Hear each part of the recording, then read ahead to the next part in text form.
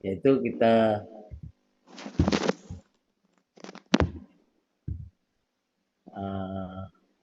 itu tuberkulosis pada sapi maupun pada ternak yang lainnya. Tapi ini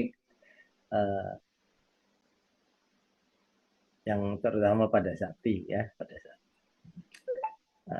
Latar belakangnya kenapa kita berbicara masalah tuberkulosis pada sapi, bahwa tuberkulosis pada sapi ini juga bisa disebabkan oleh tuberkulosis pada atau Mycobacterium tuberculosis pada manusia bisa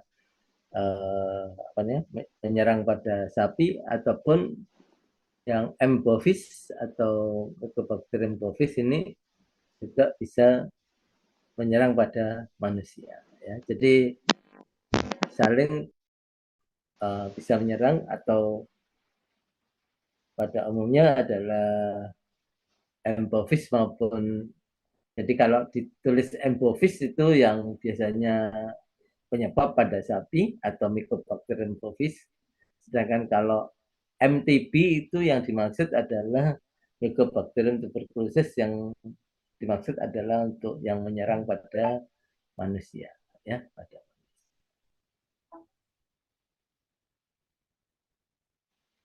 Oke, ternyata M. bovis dan MTB itu karena sangat mirip ya, sangat mirip. Jadi baik secara uh, secara morfologi ataupun secara genetik itu dia mirip antara M. bovis dan MTB. Sehingga kalau uh, untuk membedakannya ini juga perlu yang uji-uji yang ini yang khusus gitu ya. Jadi misalnya oh sama-sama ininya bentuknya tahan asam ya, bakteri tahan asam.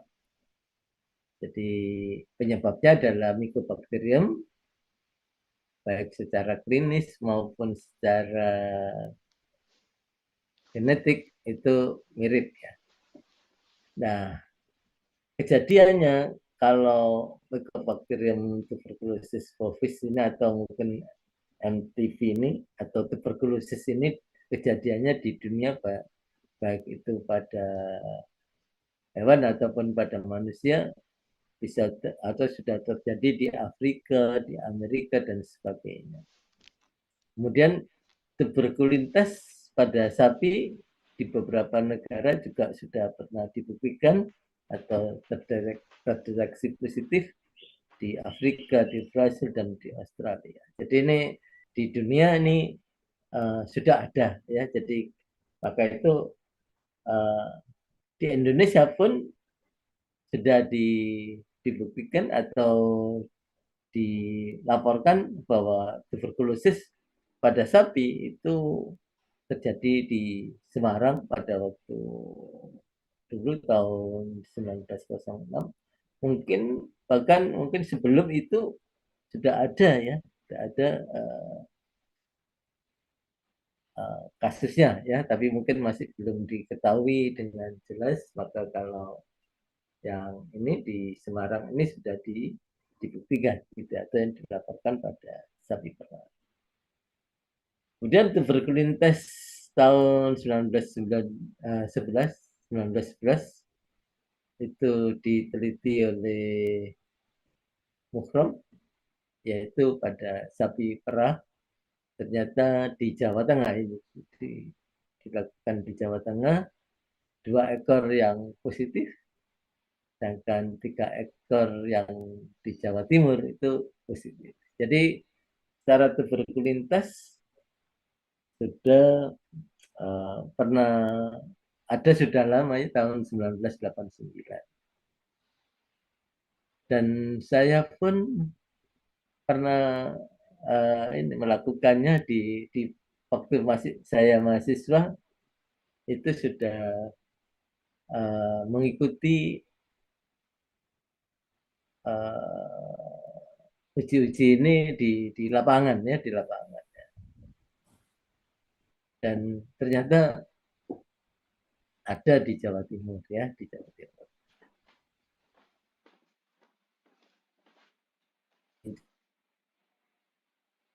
Yaitu dengan ELISA, tapi positifnya 2%. Nah, kasus-kasus ini sekarang itu kalau yang di Indonesia ya, khususnya ya di Indonesia ini kasus eh, penyakit tuberkulosis pada sapi atau pada ternak ini sudah tidak terdengar lagi gitu ya, tidak terdengar lagi, dan bahkan program-program untuk penanggulangan tuberkulosis itu tidak dilakukan lagi ya. Jadi bahkan yang dari ujung Padang itu jadi ada ini orang lab mikrobiologi ini bahkan meminta waktu-waktu itu dulu ada yang meminta isolat M Bovis gitu ya. Nah, itu minta ke Surabaya, ke Erlangga. Saya waktu itu juga sudah punya ya, tapi eh, saya punya beberapa M Avium, M TV atau M Bovis itu saya sudah punya.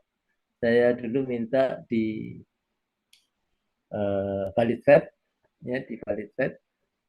Kemudian saya pelihara, tapi karena peralatannya tidak memungkinkan, maka akhirnya uh, musnah ya, akhirnya musnah. Artinya mati semua.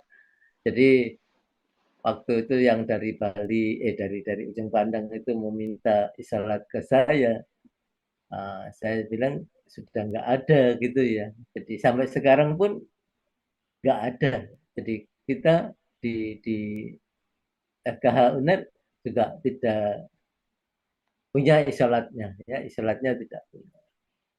Tapi kalau di ITD atau Tropical Disease Center itu ada yang untuk manusia, ya yang MTV-nya. Jadi MTV yang untuk yang pada sapi sampai sekarang juga nggak punya. Gitu artinya masih diduga itu kemungkinan dari pasien-pasien rumah sakit Dr. Sutomo itu ada beberapa yang tapi bukan pada manusia. Artinya dia diisolasi dari manusia, tapi penyebabnya adalah bukan MTB ya, tapi tidak tahu MTB apa Mpox atau M. avium atau yang lainnya ya, jadi tidak diketahui.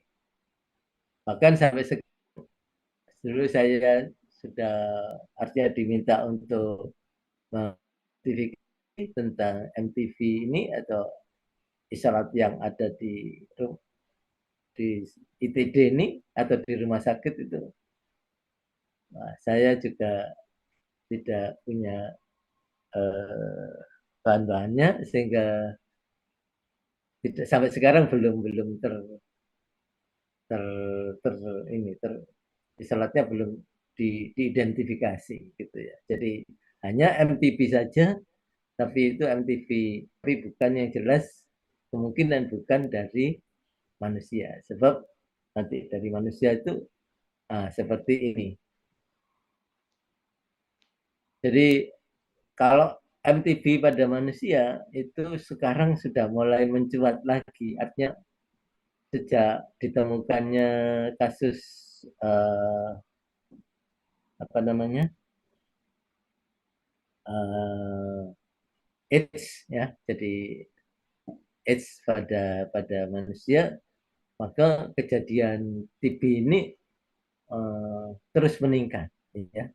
Bahkan nanti kalau kalian misalnya ingin investigasi, artinya meneliti secara ini mikroskopis bahwa manusia yang ada di ada daerah-daerah yang kumuh, kemungkinan kemungkinan besar itu juga positif artinya tuberkulosis ya. Bahkan pada beberapa tahun yang lalu, mahasiswa yang mengadakan koas di taman safari, di kebun binatang itu ada beberapa mahasiswa yang tidak boleh mengikuti koas yang ada uh, di mana nih, di taman safari ataupun di kebun binatang karena ternyata positif tuberkulosis gitu ya. Tuberkulosis. Jadi maka itu kalau misalnya yang dari daerah, pilihlah kos-kosan yang bukan di daerah kumuh ya, bukan kita mencari terlalu murah, maka nanti takutnya terkena penyakit-penyakit yang uh, membahayakan, gitu ya. Kemudian pengobatan yang dilakukan untuk TB ini biasanya dilakukan minimum 6 bulan, ya minimum 6 bulan pengobatan TB. Jadi ada INH, rifampicin, kemudian tirasinamid. Tapi ini dilakukan yang untuk pada manusia biasanya ya. Jadi yang disebabkan oleh Mycobacterium tuberculosis ya, MTB. Sedangkan kalau yang pada sapi, bahwa obat-obat ini tidak pekat sehingga sapi tidak direkomendasi untuk ya. Jadi tidak pekat terhadap obat-obat ini. Jadi pengobatan pada TB ini ada tiga tahap gitu. Jadi ini adalah kelompok yang pertama. Jadi kelompok pertama itu atau pertama itu menggunakan INH, rifampicin dan tirasinamid. Ya, jadi ini yang digunakan pada. Nah, kemudian yang kedua ada levomycin atau kanamycin. Yang ketiga adalah obat-obatan yang bersifat pengganggu genetik, ya itu atau yang bekerja di DNA itu adalah quinolone ya. Jadi 3 tahap. Jadi kalau yang tahap pertama itu kalau masih peka, jangan menggunakan yang kedua ataupun yang ketiga ya. Jadi di Indonesia masih ada yang peka ataupun udah resisten ya pada golongan yang pertama ini, maka ada yang kelompok yang menggunakan golongan yang kedua tadi ya, levomycin ataupun kanabis. Sedangkan kelompok 3 ini belum digunakan, tapi beberapa dokter karena kebutuhannya maka akan digunakan kelompok yang ketiga ya, tapi mestinya tidak diperbolehkan. Jadi harus ada pengawasan penggunaan obat untuk penyakit TB ini. Jadi supaya tidak terjadi resistensi semua. Kalau sudah terjadi resistensi semua, bingung ya, maka kita akan menggunakan pengobatan lain. Jadi untuk hewan atau untuk sapi ini tidak direkomendasi untuk pengobatannya. Pertama itu karena tidak peka, ya obat-obat yang digunakan untuk manusia ini tidak peka, atau juga harganya juga mahal dan waktunya lama. Jadi kalau untuk pengobatan pada hewan ini atau pada ternak itu yang dipikirkan juga selain kesembuhan juga biaya yang besar dan kepekaannya ya. Jadi itu yang jadi masalah sehingga pada sapi ini atau pada hewan tidak direkomendasi untuk pengobatan ya. Jadi kalau di hewan untuk memotong rantai ininya itu dilakukan tes and slaughter ya, atau tes dan pemotongan ya. Jadi kalau yang positif dilakukan dilakukan untuk dilakukan pemotongan. Oke, jadi ini sebagai apa namanya tadi itu sebagai latar belakang. Jadi kasus di Indonesia sudah ada dan sampai sekarang kemungkinan kalau di hewan itu sudah mulai menurun. Nggak tahu menurunnya ini karena tidak ada penelitian yang mengenai ini pada hewan, ataupun mungkin di hewan ini sudah peternak-peternaknya sudah mengerti arti tentang kesehatannya, sehingga penyakit ini sudah mulai redup ya, artinya sudah mulai berkurang ya, atau berkurang. Nah, kemudian di beberapa peternakan yang atau di peternakan pembibitan, jadi misalnya di pembibitan sapi ini itu dilarang ada penyakit tuberkulosis. Kemudian untuk pembuatan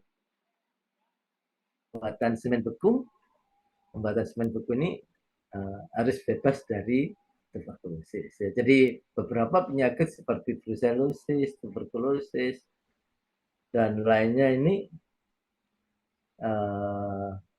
harus bebas dari hewan sapi yang digunakan sebagai sumber semen beku ya. Jadi semen beku. Jadi kalau mau membuat semen beku harus bebas dari beberapa penyakit ya. Antara lain yaitu tuberkulosis, brucellosis maupun sapi gila ataupun yang lainnya ya. Jadi itu kemudian selain itu bahwa sapi penderita tuberkulosis bisa menimbulkan kerugian secara ekonomis, yaitu biasanya hewan yang terkena tuberkulosis, maka dia produksi susunya juga mengalami penurunan, juga hewannya kurus ya, kurus. Itu dia akan menimbulkan kekurusan karena nafsu makannya juga menurun. Nah, disinilah latar belakang kenapa kita belajar mengenai tuberkulosis ya, tuberkulosis. Nah, ini daerah-daerah di dunia yang sudah terlapor untuk untuk data untuk ini tuberkulosis ini. Di Indonesia ini di sini kelihatan warna hijau ini sedang ataupun menuju rendah ya.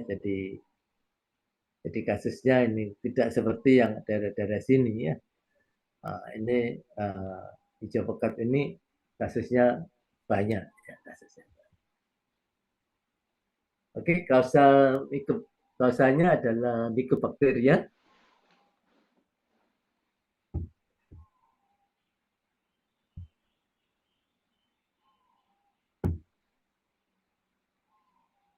Ya, kausanya adalah Mycobacteria. Masih ingat nggak Mycobacterium di ini di semester 3 ya? Halo? Duh, tidur semua. Halo? Halo? Adelia?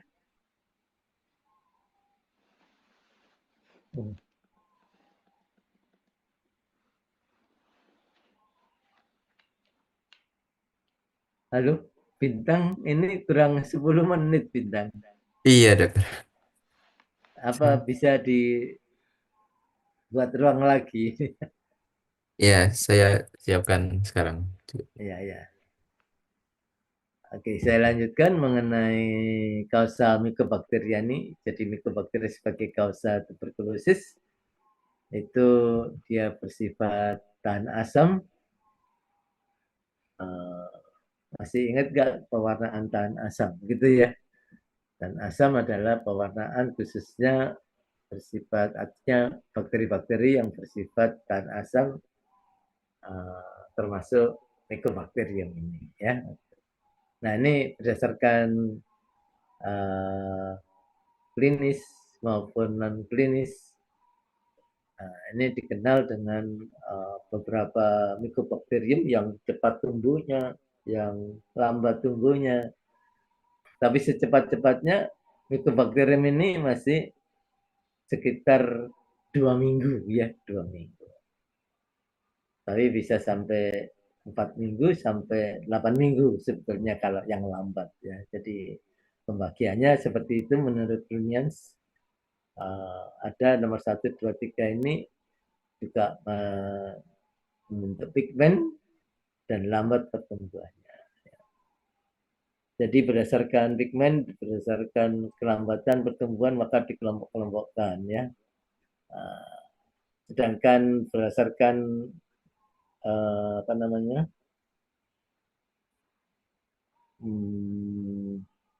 dapat ditumbuhkan di media buatan atau di media agar, ada yang mudah atau ada yang bersifat cultivable, artinya yang bisa dibiarkan, sedangkan ada yang tidak bisa dibiarkan, contohnya Mycobacterium lepra, gitu ya, Mycobacterium lepra. Nah, berdasarkan ini, tadi ini seperti yang ini, ya sudah cultivable dan non cultivable, yaitu lepra.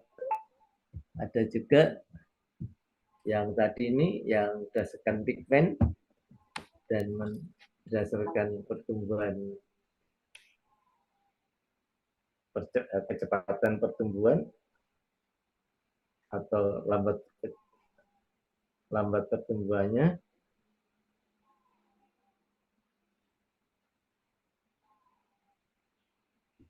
Maka dibagi seperti ini ya.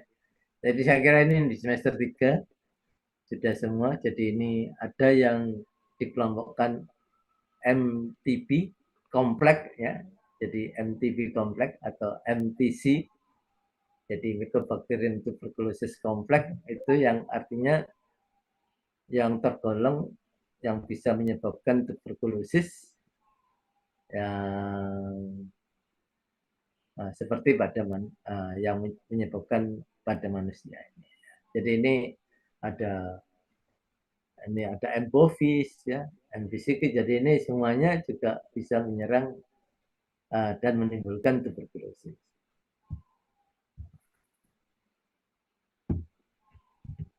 Nah, kemudian ini ada non tuberkulosis. Ya. Jadi mycobacterium yang non tuberkulosis ini seperti yang di rumian tadi yang ya, berpigmen dan cepat tumbuhnya. Ya. Jadi NTM termasuk M. avium kompleks, artinya MAC. Ya. Jadi ini pengelompokannya seperti ini. Maka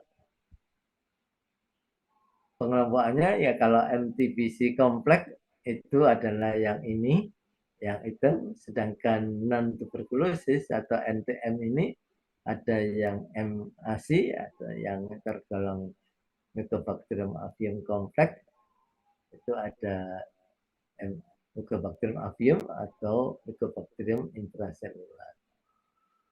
Sedangkan yang lain adalah yang termasuk MOTT, yaitu Mycobacterium other than tuberculosis. Ya. MOTT, ya. Other than tuberculosis. Jadi ini saya kira di semester 3 sudah dijelaskan. Kemudian secara morfologi, ini ada batang, ada ya batang langsing, biasanya batang langsing bersifat tahan asam ini ya, bersifat tahan asam, tidak memiliki spora, tidak memiliki kapsul. Dia tidak motil, aerob, Dan yang utama di sini adalah yang tahan asam dan bahwa ini hidup dan berkembang bisa di dalam sel atau di luar sel ya. Jadi ini fakultatif intraseluler ya. Jadi fakultatif intraseluler itu artinya dia berada, artinya bisa hidup di dalam dan berkembang di dalam sel, juga bisa berkembang di luar sel. Sebagai contoh misalnya, oh ini di dalam sel dia bahkan bisa berkembang ya. Bahkan dia di sel fagosit itu nanti bisa berkembang ya. Atau bisa bertahan dan berkembang. Sedangkan kalau di luar sel kita tahu nanti kita lihat di koloni atau di pertumbuhan Mycobacterium di dalam media atau di media. Nah, ada yang menyebutkan gram positif. Nah, ini saya berikan tanda tanya, apa benar apa enggak gitu ya.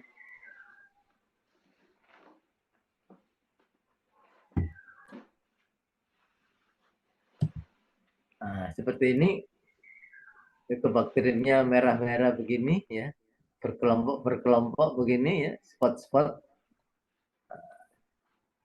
Ini adalah Mycobacterium di jaringan paru-paru ya, di jaringan paru-paru. Ini kelihatan Mycobacteriumnya, maka bisa dilihat dengan seperti ini. Kalau dibesarkan gini, bisa kelihatan. Jadi ini bakteri yang tahan asam, ya, bakteri tahan asam. Nah, nanti kalau sudah lupa bagaimana mendeteksi atau melakukan tahan asam, lihat di buku praktikum di semester 3 ya, semester 3. Nah, ini morfologinya secara ininya, skematiknya ini adalah di mana di sini adalah yang paling luar adalah disebut lapisan wax. Lapisan wax itu atau lapisan lilin, sehingga kalau diberi cat warna biasa langsung dikasih cat warna, maka dia tidak bisa masuk, dia tertahan oleh lapisan lilin ini. Maka itu perlu dilakukan pemanasan ya, pemanasan sehingga nanti ini kan diharapkan ini terkelupas atau leleh sehingga dia bisa cat warnanya bisa masuk. Ya, jadi itu prinsipnya atau caranya, tekniknya untuk melakukan pewarnaan tanda asam. Nah, sifat pupukan ini biasanya digunakan media-media yang untuk apa namanya, untuk Mycobacterium ini, tapi ini diperkirakan 4 sampai 8 minggu pertumbuhannya. Ya, 4 sampai 8 minggu. Kecuali yang cepat tadi bisa sampai 2 minggu ya. Tapi ini kalau yang menyebabkan penyakit ini biasanya 4 sampai 8 minggu. Nah, terlalu lama maka kemungkinan bisa tercemar. Maka itu di dalamnya harus ada beberapa zat yang digunakan. Nanti kita kenalkan ada beberapa medium yang bisa digunakan untuk mikrobakterium ini. Nah, ini media-media yang bisa digunakan untuk ini, untuk pertumbuhan bakterinya ini, sehingga diagnosis secara kultur itu diperlukan minimum itu 2 bulan ya, jadi lama ya. Maka itu nanti diagnosis atau ya diagnosis untuk